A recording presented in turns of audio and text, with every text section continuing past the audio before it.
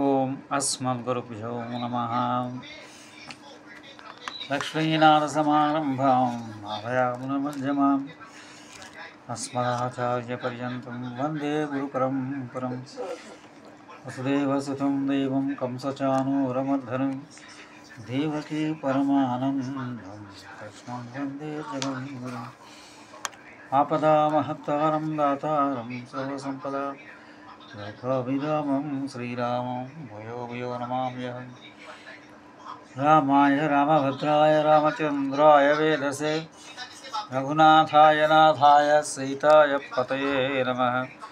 నమః కోదండహస్తాయ సంధీకృత్సరాయ చ పండితాకులదైత్యాయ రామాయ పన్నివారిణే.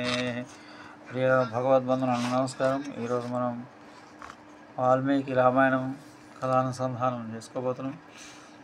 సంతానం కోసం యజ్ఞం చేయాలనే ఆలోచన అందరి ముందు పెట్టాడు దశరథుడు.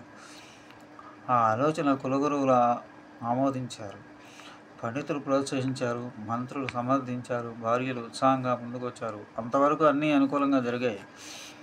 దశరథుడు ఆనందంగా ఉన్నాడు. అటువంటి సమయంలో ఇష్ట సచివుడైన సుమంతుడు ఒకరోజు రాజు వద్దకు వచ్చాడు. రాజు ఏకాంతంగా ఉండటంతో తన మనసులో ఉన్న మాట బయటపెట్టాడు. రాజా, నీకు తప్పకుండా పుత్ర సంతానం కలుగుతుంది. ఈ విషయాన్ని పూర్వం సనత్ కుమార్ మహర్షి కొందరు తపస్సులతో చెప్పగా నేను విన్నాను. ఆయన భవిష్యత్తులో జరగబోయే ఎన్నో విషయాలు చెప్పాడు.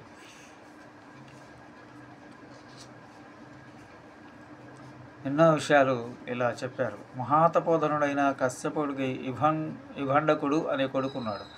ఆ ఇభండకుడికి ఋష్యశృంగుడు అనే కొడుకు పుడతాడు.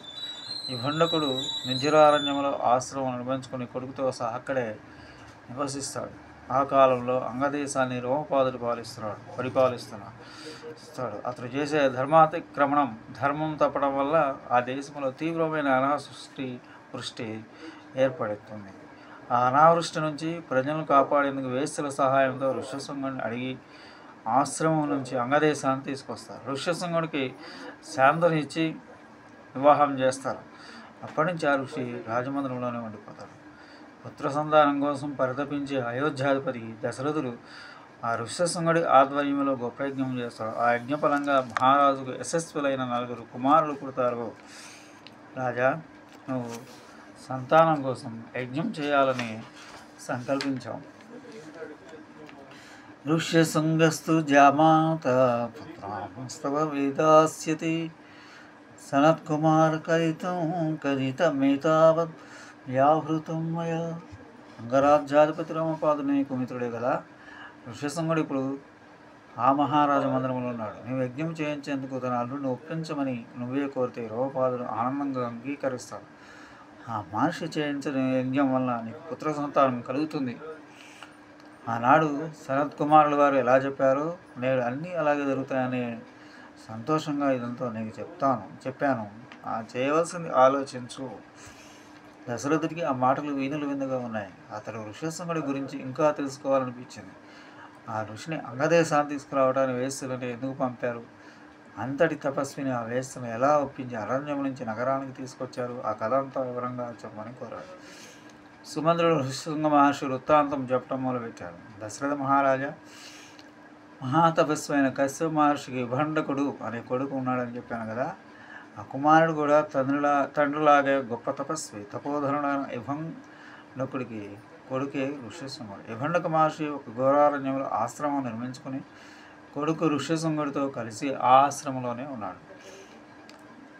ఋష్యశృంగుడు అడవిలోనే పుట్టి అడవిలోనే పెరిగి అడవిలో సంచరించిన వాడు బ్రహ్మచర్య దీక్షలో ఉండి తన తండ్రి గురువుగా సాంగోపాంగంగా వేదాధ్యాయనం చేశాడు. ఆ ఋష్యశృంగుడు పుట్టినప్పటి నుంచి తన తండ్రిని తప్ప ఇతరులు ఎవరిని చూడలేదు. అతని దృష్టిలో ప్రపంచం అంటేనే ఆ అడవే, బయట వేరే ప్రపంచం ఉందని ఆయనకి తెలియదు. ఆయనకు తన తండ్రి, తను ఉండే ఆశ్రమం, తను చేసే అగ్నిహోత్ర విధులు, వేదాధ్యాయనం తప్ప వేరే ఏమీ తెలియదు. ఏమీ తెలియదంటే లోకంలో స్త్రీలు ఉంటారని కూడా ఆయనకు తెలియదు. ఏమీ తెలియను కనుక ఏ కోరికాలైన మహర్షి నిత్య సంతుష్టుడిగా ఉండేవాడు. ఆ ఋష్యశృంగుడికి పుట్టుకతో వచ్చిన ఒక వరం ఉంది. ఆయన కాలు మోపిన చోట అనావృష్టి ఉండదు.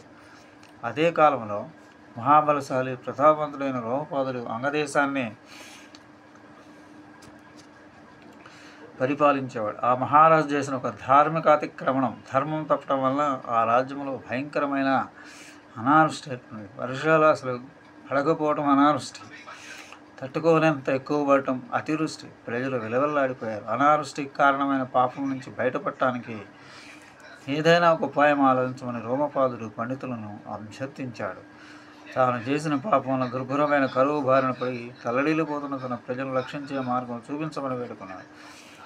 భయంకరమైన ఆ కరువు నుంచి ప్రజలు ఎలా రక్షించాలా అని మంత్రులు, పురోహితులు, జ్ఞానరుద్ధులు, ముందుకొండితులు ఆలోచించారు. అది జప హోమాదుల వలన కానీ యజ్ఞాగాదుల వల్ల కానీ జరిగే పని కాదని గ్రహించారు.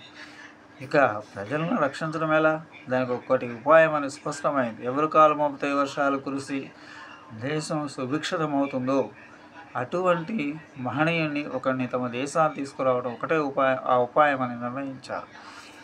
అటువంటి మహానుభావుడు ఋష్యశృంగుడు ఒక్కడే అని నిర్ధారించారు. అరణ్యాల్లో ఉన్న మహర్షిని అంగదేశాన్ని తీసుకురాకపోతే ప్రజల జీవితాలు దుర్భరం అయిపోతాయని నిశ్చయించారు. అయితే ఆయన ఎలా తీసుకురావాలి, ఎవరు తీసుకురావాలి, విభండకుడికి ఏమని చెప్పాలి అని అనేక విధాల ఆలోచనలు చేశారు. విభండకుడికి కోపాగ్ని అనావృష్టి కంటే దుస్సాహమని తట్టుకోవడం సాధ్యం కాదని తెలిసి ఎవరు ఋష్యశృంగుని తీసుకురావడం సాహసించలేదు. చివరకు అందరూ ఒక ఉపాయం ఆలోచించారు. ఋష్యశృంగుల లోకంలో మనుషులంతా పురుషులే అనుకుంటున్నారు.